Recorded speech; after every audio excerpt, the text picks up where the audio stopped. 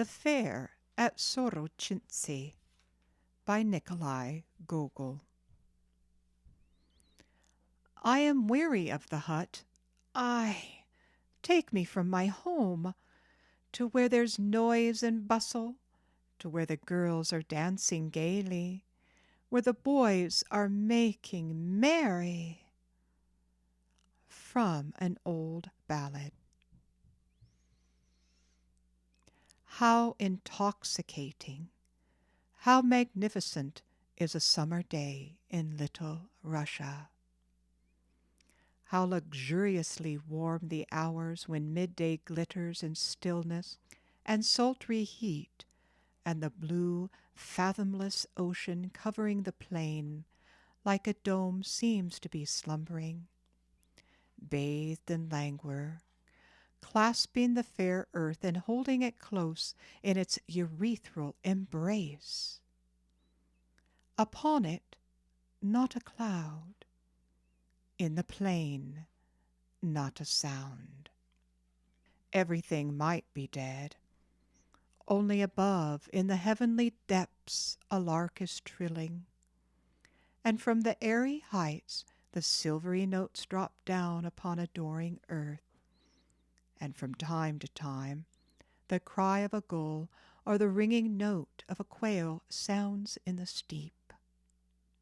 The towering oaks stand, idle and apathetic, like aimless wayfarers, and the dazzling gleams of sunshine light up picturesque masses of leaves, casting onto others a shadow black as night, only flecked with gold when the wind blows.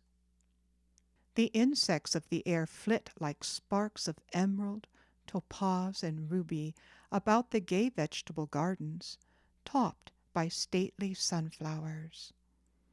Gray haystacks and golden sheaves of wheat, like tents, stray over the plain. The broad branches of cherries, of plums, apples, and pears bent under their load of fruit, the sky with its pure mirror, the river in its green, proudly erect frame. How full of delight is the little summer Russia. Such was the splendor of the day in the hot August of 1800. Yes, it will be about 30 years ago, when the road 8 miles beyond the village of Sorochinsty bustled with people hurrying to the fair from all the farms, far and near. From early morning, wagons full of fish and salt had trailed in an endless chain along the road.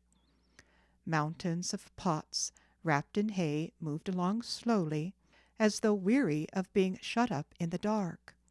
Only here and there a brightly painted tureen or crock boastfully peeped out from behind the hurdle that held the high pile on the wagon, and attracted wishful glances from the devotees of such luxury.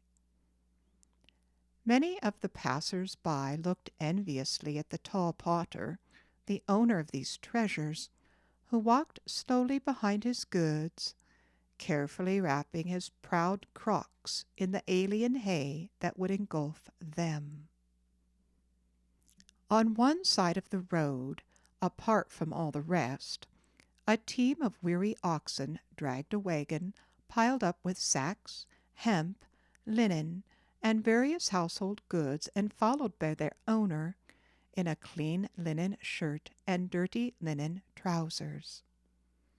With a lazy hand he wiped from his swarthy face the streaming perspiration that even trickled from his long mustaches, powdered by the relentless barber who, uninvited, visits fair and foul alike, and has for countless years forcibly sprinkled all mankind with dust.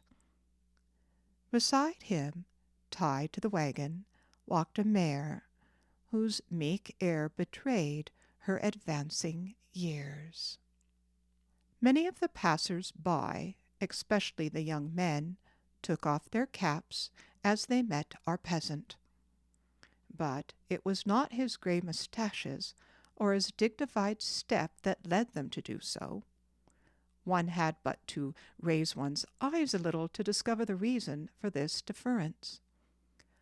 On the wagon was sitting his pretty daughter, with a round face, black eyebrows arching evenly above her clear brown eyes, carelessly smiling rosy lips, and with red and blue ribbons twisted in the long braids which, with a bunch of wildflowers, crowned her charming head.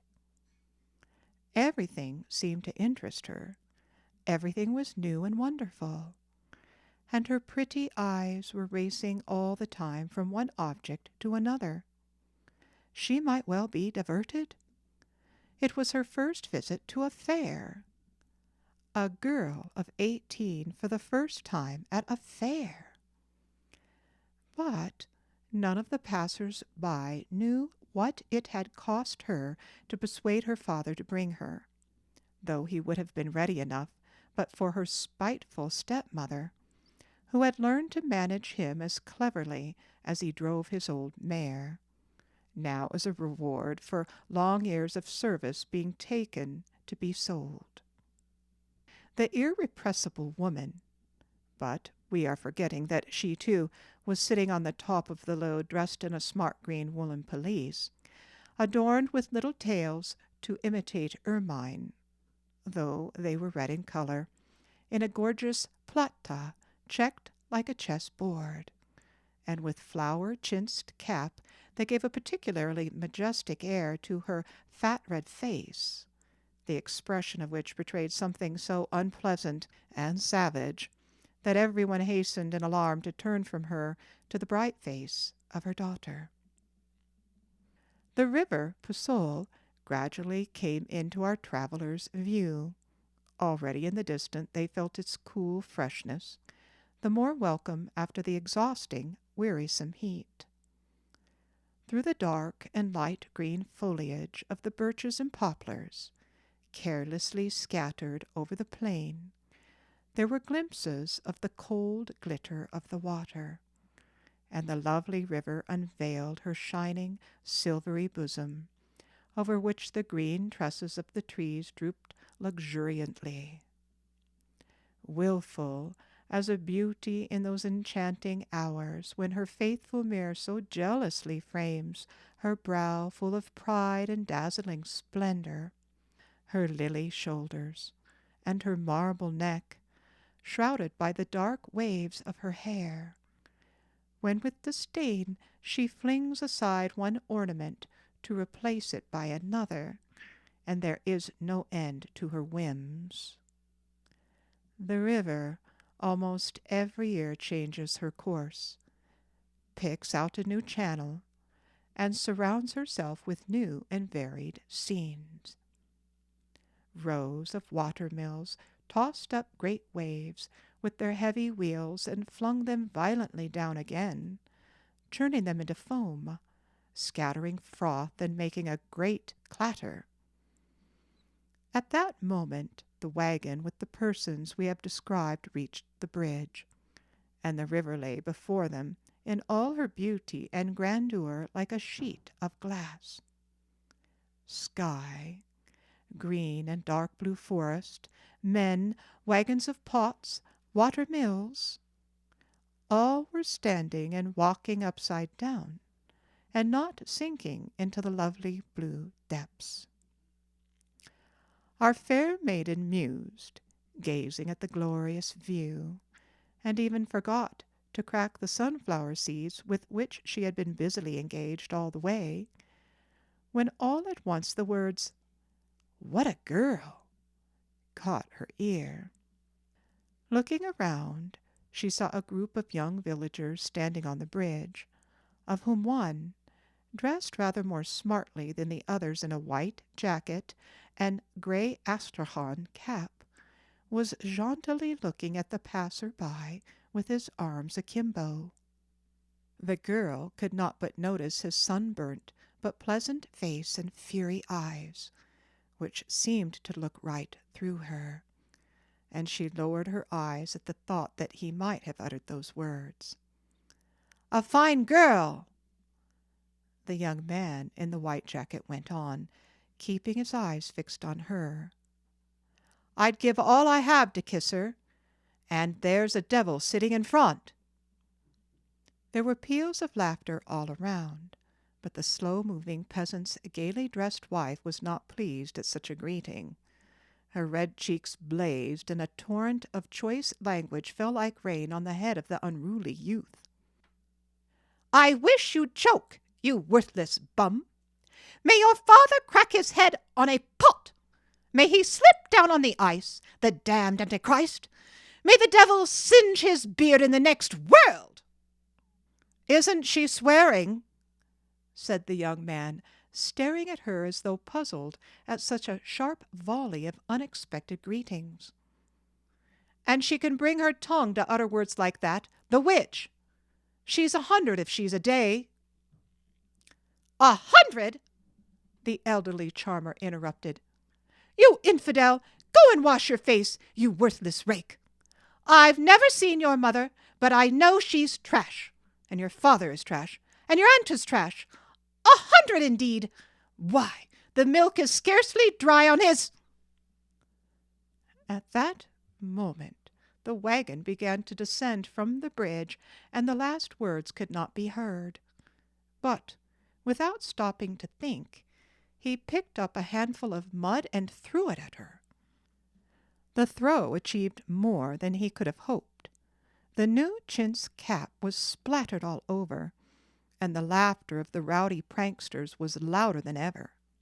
The buxom charmer was boiling with rage, but by this time the wagon was far away, and she wreaked her vengeance on her innocent stepdaughter and her torpid husband, who, long since accustomed to such onslaughts, preserved a determined silence, and received the stormy language of his angry spouse with indifference. In spite of all that, her tireless tongue went on clacking until they reached the house of their old friend and crony, the Cossack Tuzbula, on the outskirts of the village. The meeting of the two old friends, who had not seen each other for a long time, put this unpleasant incident out of their minds for a while, as our travelers talked of the fair and rested after their long journey. The end of chapter 1.